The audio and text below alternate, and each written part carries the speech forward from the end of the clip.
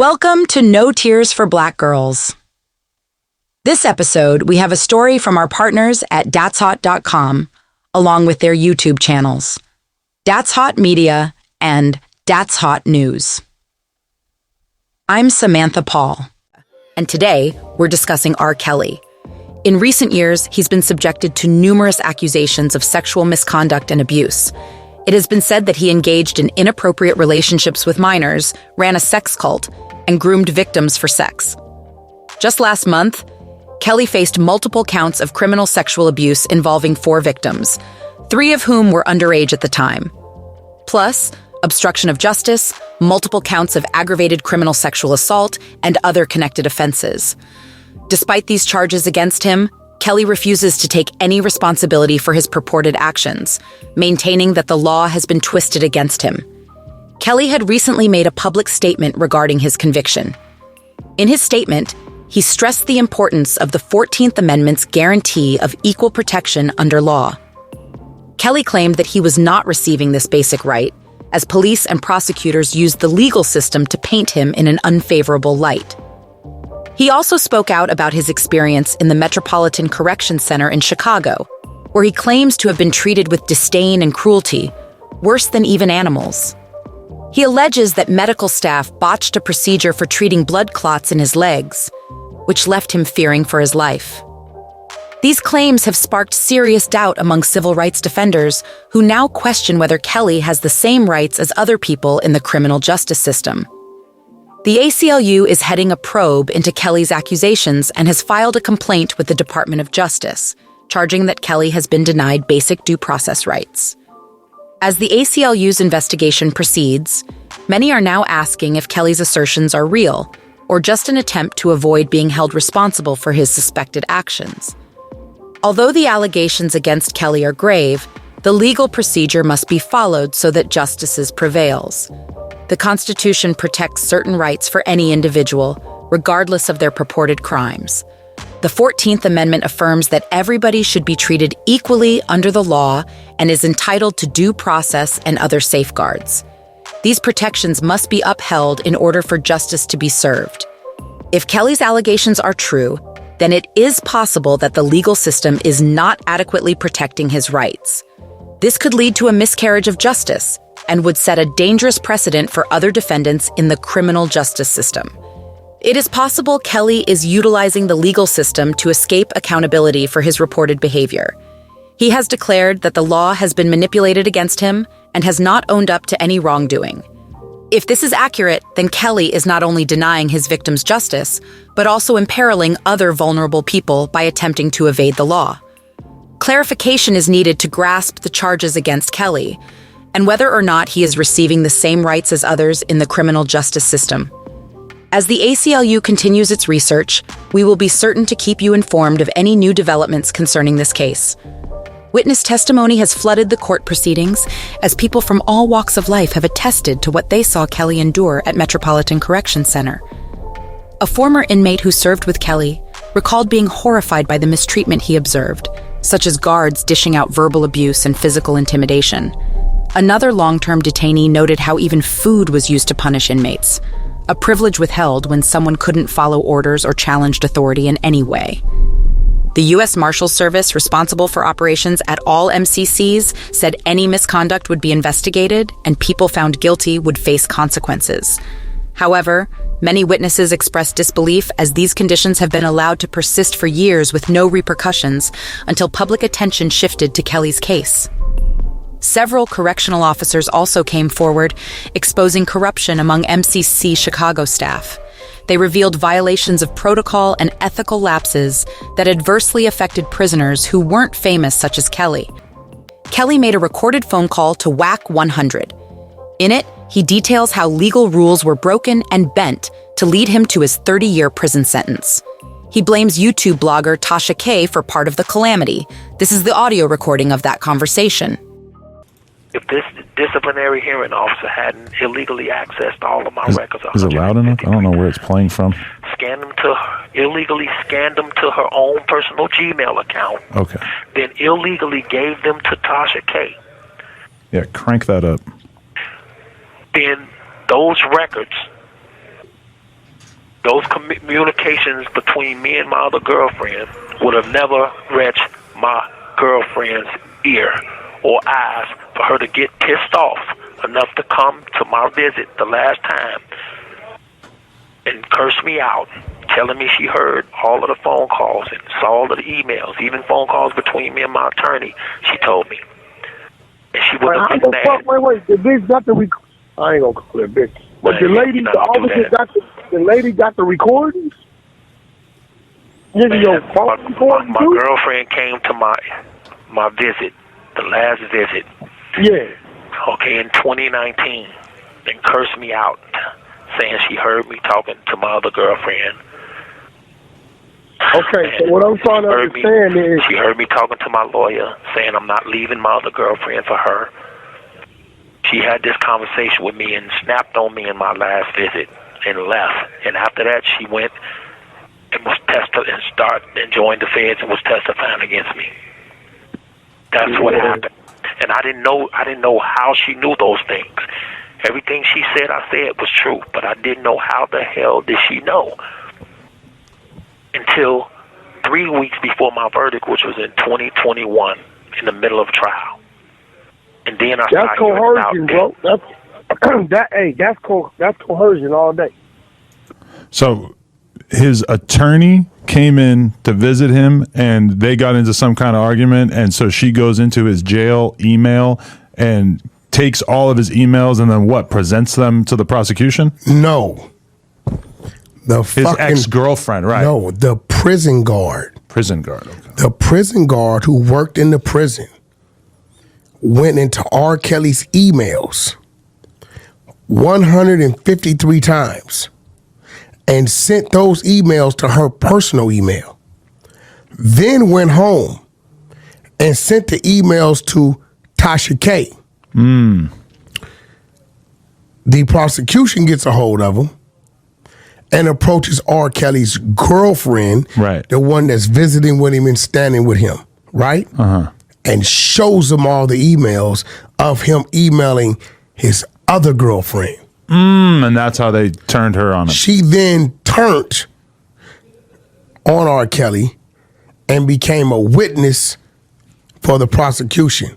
And she represented 95% of the case. Why did they go to Tasha K with this kind of information? I don't know, but let's continue. Okay. Well, that's what I'm trying to tell you. So, if the law hadn't broke the law, and because I didn't find out about it till 3 weeks before the trial, the law had broke the law.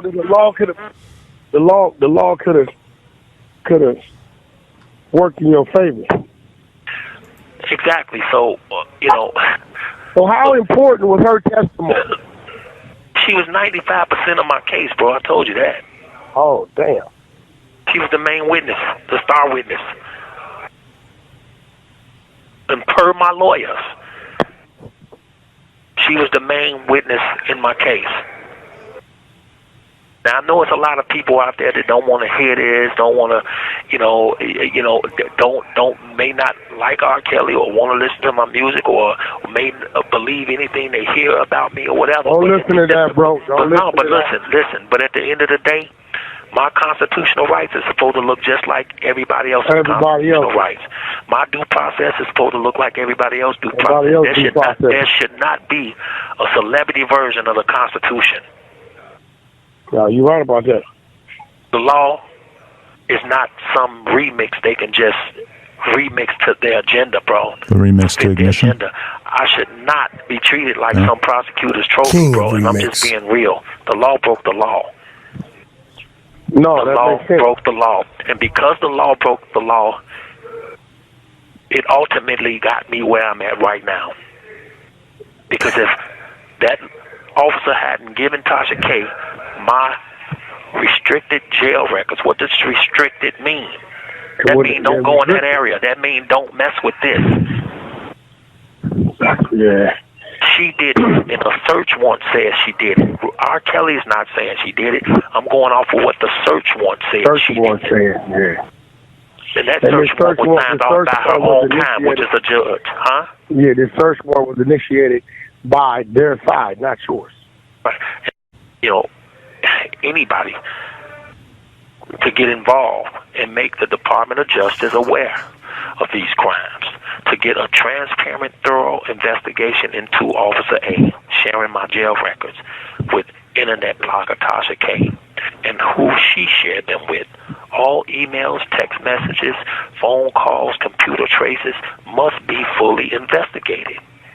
And Merrick Garland, U.S. Attorney General, the Department of Justice, 950 Pennsylvania Avenue, Washington, D.C., 20530.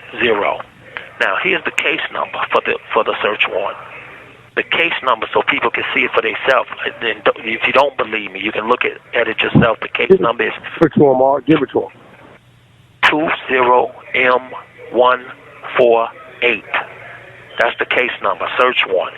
It's unsealed in the Northern District of Illinois, Eastern Division. Look, the Chicago Tribune and the Chicago Sun-Times put the article out about my jail records being stolen by Officer A on 9/7/21. This call is from a federal prison. There was 2 newspapers that put the article out. I'm not, listen, if people may say, well, he had his chance in court, he had a jury of his peers. First of all, I don't know about jury of my peers. I just know this: if the jury had known this, if they had known this, because it had happened before they even picked the jury, and if that jury had known this would have went another way. But I feel like I shouldn't even went to trial, because it happened in 2019 while I was in Chicago. Now, since this DOP officer has done this, she just retired. She was never charged. They only call her Officer A. They don't reveal her name or nothing. Got you. Well, we able to go pull it, dig into it, see what's there. But nevertheless, it's obviously a case of coercion for them to sway a witness that was standing on your side to stand on the prosecution side, which represented 95%. My girl supported me. She was supporting me 100% until she saw some damn emails, 6 months worth of lovey-dovey emails. I'm going to keep it real. She saw 6 months worth of lovey-dovey emails between me and my other girlfriend. Or you know what the people going to say, or you know what the people going to say. They all not learn this goddamn lesson just to be a one-woman man. Goddamn, we couldn't do it on the street. Can't do it right behind the walls. You know right, but but at the same time, bro, when they say that, that's fine. That's okay. But at the end of the day, you don't go to jail for being a player. And you definitely don't do no 30 years. You got that right. Okay, so let's cut the bull crap, bro. Okay? You got that right. Yeah, I can learn my lesson, and I have learned my lesson. Believe me. But you don't learn a lesson for 30 years. No, you got that right. The girlfriend is mad because of another girl, so she'll get up on the stand and say anything. It's called woman scorn, bro. This ain't the first. Robert Kelly is not the first one to have emails and phone calls and text messages to another woman. There's no law against that either. My point. But there is a law against stealing information, so I want people to focus more on the law breaking the law. You don't break the law. You can't break the law to enforce the law. Thank you. Right about that. Thank you, because you can't do that, and that's what's been done. The search warrant says it, not Robert Kelly. The search warrant said it, and I just gave the search warrant, number, but it says it. And all I'm trying to do is get the investigation. They haven't shared the investigation. You feel you got actually that appeal, bro? Yeah, my lawyer says it's looking good. She believes a lot of stuff, believe in it, but there's other stuff that's done went on, man, during my whole trial before I had even went to trial. And that's the stuff I wrote down. That's the stuff I wrote down that I wanted you to get. So I'm going to read it off, man. Okay. Let's you can understand. You probably heard of some of this stuff, but I'm going to start off by saying this. And these things I just wrote, so bear with me, man. My writing is terrible, but you'll get it. Go ahead. I'm listening. All right, the 4th Amendment.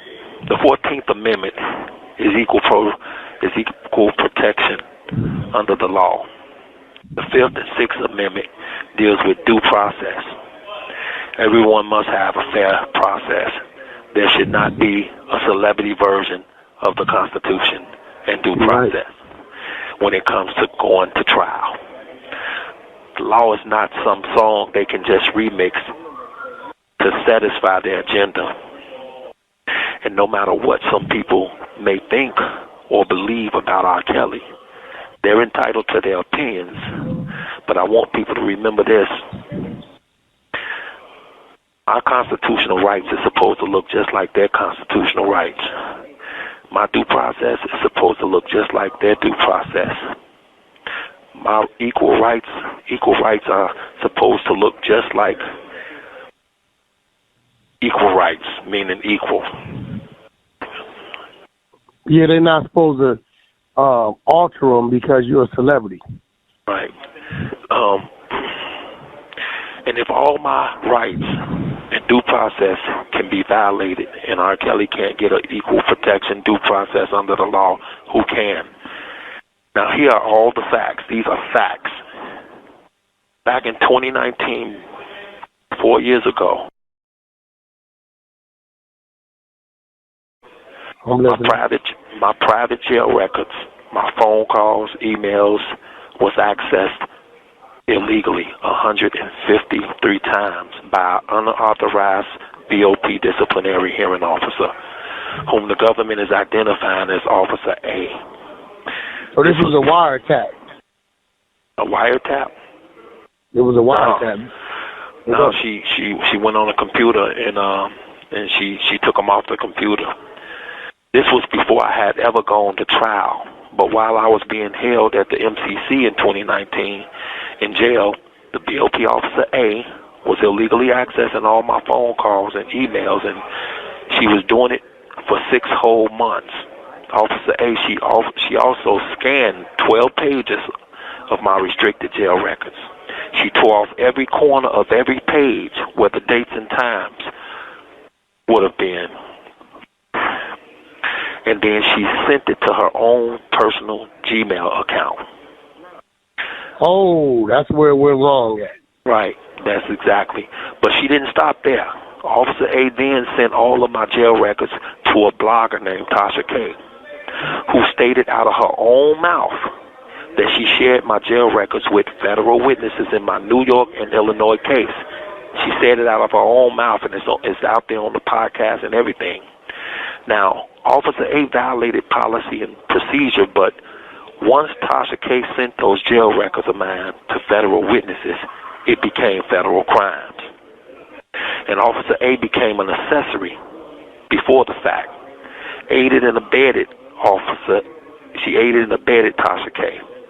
Officer A provided the tools for Tasha K to commit the federal crimes, because Tasha K wouldn't have had my jail records to show federal witnesses if Officer A didn't give them to her.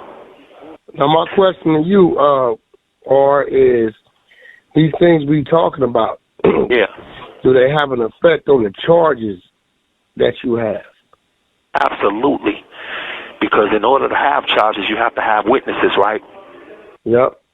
Okay, so you can't have a witness up there that's been seen 6 months worth of lovey-dovey conversations between you and your girlfriend, and the witness is up there is your girlfriend too, and she's off because she done seen all of this stuff that the BOP provided Tasha K with, and Tasha K went and showed it to her, can't she? Nope, you're right. That's called a tainted witness, ain't it? Definitely. Where if she wouldn't have seen those conversations and emails between me and my other girlfriend, I mean, should I be in here 30 years because I was being a player? Nah, definitely not. And I tell people that. I tell people all the time, I said, listen, every state got different laws.